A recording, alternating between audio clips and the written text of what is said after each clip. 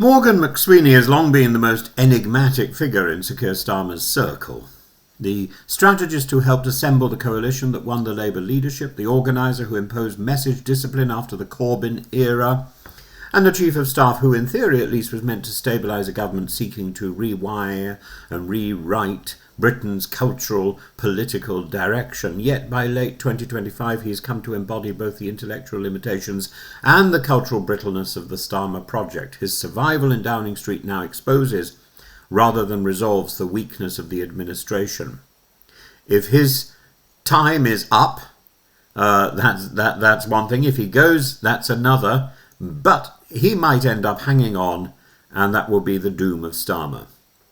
McSweeney's worldview was set out in a private conversation as early as 2018 when he was leading Labour Together.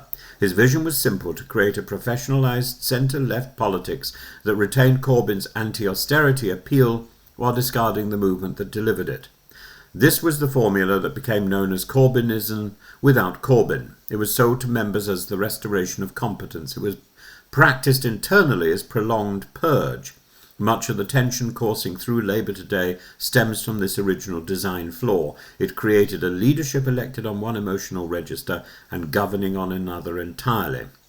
His early fixation on the left's media ecosystem, notably his obsession with the canary, now looks prescient in one sense and disastrous in another.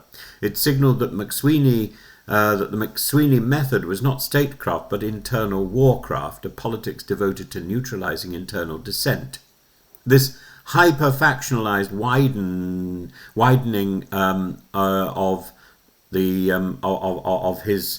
of his method continued after Starmer's victory. Industrial-scale expulsions, aggressive vetting of parliamentary candidates, and almost missionary zeal to eliminate any organised left presence. But that missionary position was a Labour Party with few alternative voices, weaker intellectual range, and a shallower reservoir of loyalty. It created a government structurally incapable of absorbing pressure. The consequences were on full display during Labour's Liverpool conference. What should have been a triumphant gathering felt airless. Lobbyists crowded the corridors, members looked dispirited, and the leadership's message had become thin and brittle. Even Starmer's improved speech could not disguise the absence of strategic depth.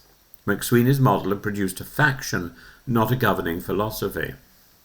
Matters came to a head in the recent briefing war. A routine attempt by Downing Street to project confidence spiralled into a public suggestion that Wes Streeting was plotting a coup. Cabinet ministers were livid, MPs furious, and the media united in identifying the fingerprints of McSweeney and his allies. Starmer launched a brief inquiry. 12 hours later it's closed, with the Prime Minister declaring that he's been assured Number 10 had done nothing wrong. The result was utterly predictable: accusations of a whitewash, further speculation about leadership instability, and the sense that the Prime Minister could not discipline his own inner circle. Here lies the deeper problem. McSweeney and Starmer are now politically fused. To sack him would be interpreted as surrender. To keep him exposes the entire government to charges of incompetence, internal paranoia, and factional siege mentality. That is why one minister grimly described it as a relationship of mutual survival. Both know that the collapse of one will precipitate the fall of the other. Even so, the criticism aimed at McSweeney is not purely professional. Downing Street is hemorrhaging staff with constant reshuffles, leaving institutional memory threadbare. The policy unit, once the strategic brain of government, has become factious, fractious, and peripheral. Blair-era figures have been flown in as emergency advisers, creating a sense of time warp politics and further diluting coherence. Meanwhile, the government's communications machinery has become chaotic, reactive, and combustible.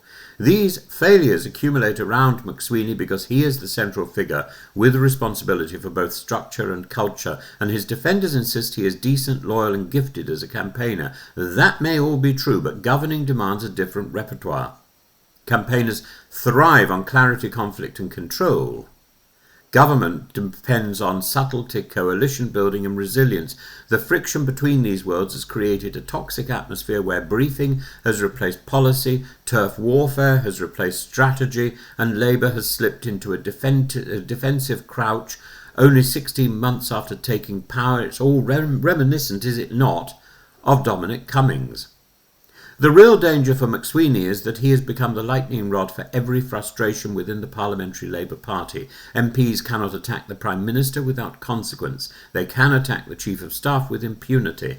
That is why his name is raised weekly in the Commons, why each crisis triggers speculation about his departure, why some MPs now openly argue that a leadership challenge could become something as early as January. The calculation is brutally simple. If Starmer cannot move him on, perhaps a new leader will. McSweeney's defenders argue that removing him would be fatal for Starmer. His critics argue that keeping him would be even more so.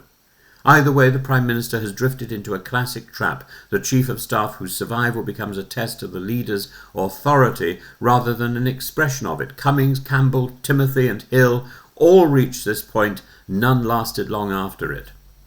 The tragedy is that this turbulence comes at a moment when the country urgently needs direction, coherence, and a government capable of demonstrating seriousness.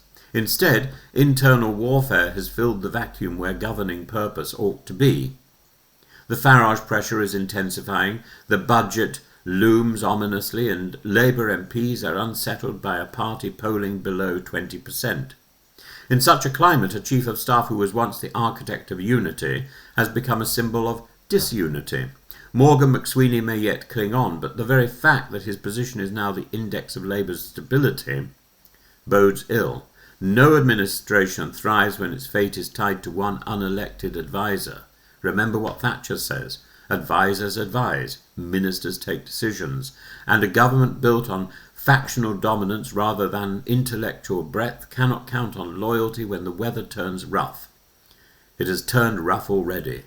In the end, the real question is no longer whether McSweeney can survive, it's whether the political culture he built, insular, brittle, factional, and exhausted, has any capacity left to adapt, to renew, to lead.